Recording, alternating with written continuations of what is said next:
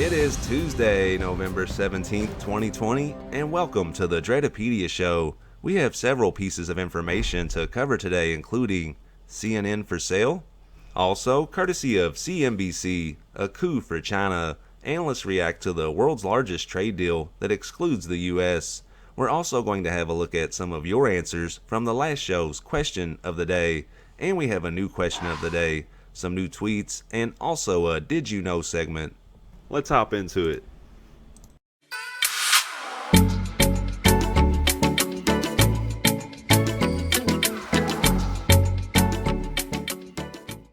And I wanted to open with this today, courtesy of KADN.com. AT&T reportedly looking to sell CNN. Jeff Bezos, potential suitor. And here's a couple of quick quotes. AT&T is reportedly looking to sell CNN to pay its massive debt, but the cable news company may have hit its peak, hating Trump, Fox Business Network senior correspondent Charlie Gaspanaro argued Friday. He reports that AT&T is financially unstable, with $150 billion in debt. They need to cut costs. There's an active investor out there, Gaspanaro said. Despite the low odds of any deal in the immediate future, a sale of CNN to billionaire Jeff Bezos would make sense from both sides, media investment bankers tell Fox Business. This rumor is real, he said. AT&T is a messed up company. CNN, like a lot of media companies, may have hit its peak. And just a few short years ago, I'm sure AT&T thought they had it all figured out. They own DirecTV, CNN, have their own internet provider. But at a certain point, the DirecTV audience just started to disappear, myself included. I was a longtime customer of DirecTV until I realized I was paying all that money every month just to watch commercials. And out of my friends and family, I was one of the last people to cut the cord, so I'm sure since then, many millions of Americans have done the same thing. I was actually surprised when I found this article, but it does make sense when you think about it. News networks post 40% plus Q3 gains, election pandemic coverage cited. Heavy interest in presidential election year news and issues around the pandemic in the third quarter drove Nielsen measured primetime viewing for three major cable TV news networks up 40% to 47% versus the same period a year ago. For the third quarter, CNN was up 47% to 1.53 million viewers, followed by Fox News Channel with 44% more to 3.51 million, and MSNBC was 39% higher to 2.1 million viewers. So CNN had to gain 47% to get to that 1.53 million viewers. What's that mean? They averaged right around a million viewers before then? Then I got to thinking my gym, the airport, almost everywhere, every public place that I go to has a TV tuned in to CNN. So what's the real ratings? And with that average of about 1 million viewers before this boost, that means that many YouTube channels and independent media outlets are truly outrating CNN.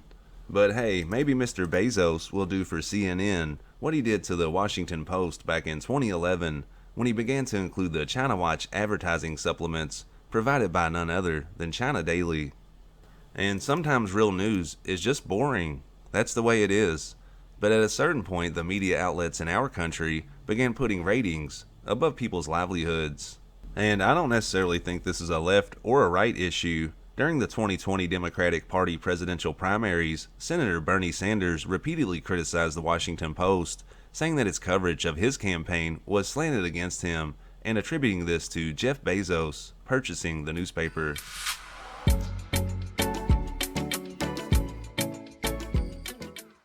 And our next story brings us to the Asia-Pacific region. Courtesy of CNBC, a coup for China, analysts react to the world's largest trade deal that excludes the U.S.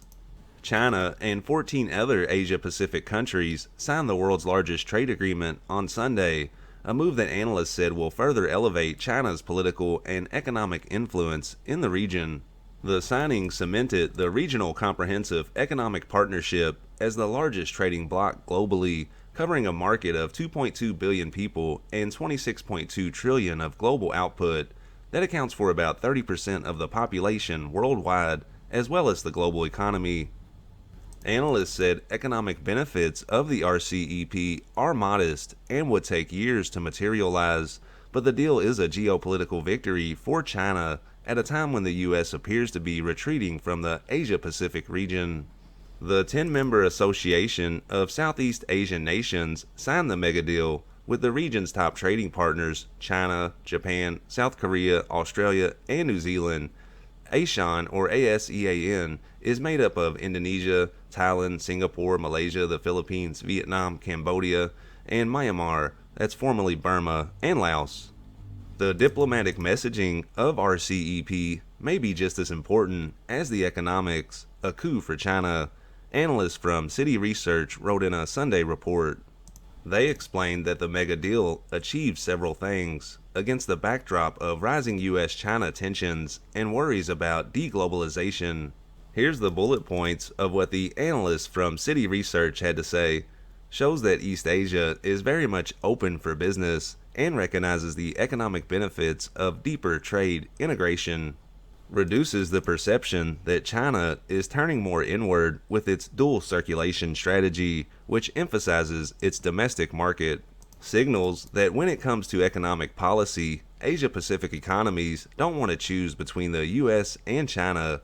That's true even for countries with strong security alliances with the US, such as Japan and South Korea. Carrying on with the article, the mega deal lays the foundation for deeper cooperation among member countries in the future, especially between those that don't have existing bilateral trade deals, said Simon Baptist, Global Chief Economist at consultancy The Economist Intelligence Unit.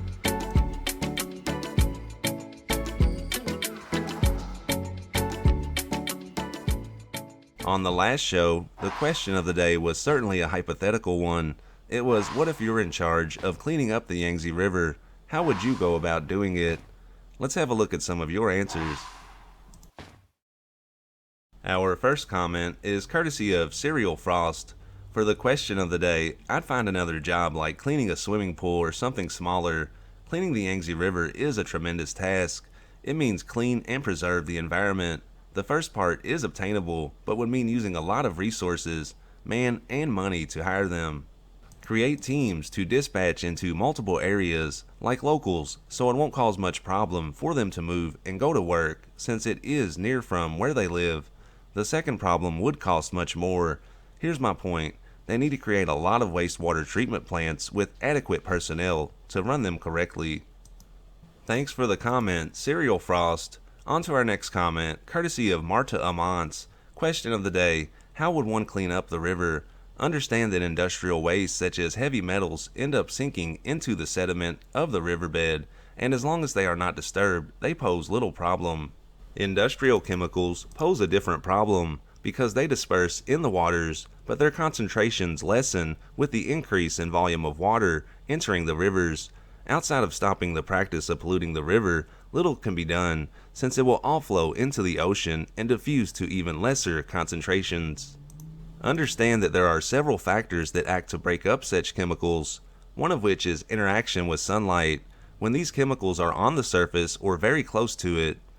Human sewage is not that big of a problem, as I hate to say it, fish eat it, but untreated sewage should not be placed into the river. That's a bad practice. Besides, the sewage sludge can be converted into rich fertilizer for food production. Enough vegetation enters the river and rots to provide bottom feeders with the nutrients they need for growth. Thanks for the comment, Marta. And that leads us to our question of the day. Do you still have cable or satellite television in your house? If so, why or why not?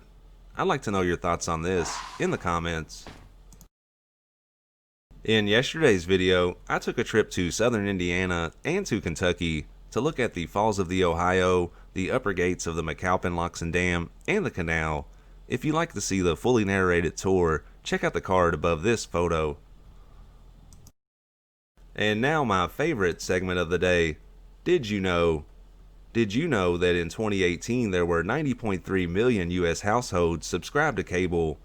With that number dropping by almost 4 million in 2019 to 86.5 million, the number is expected to drop even further in 2020 to 82.9 million households.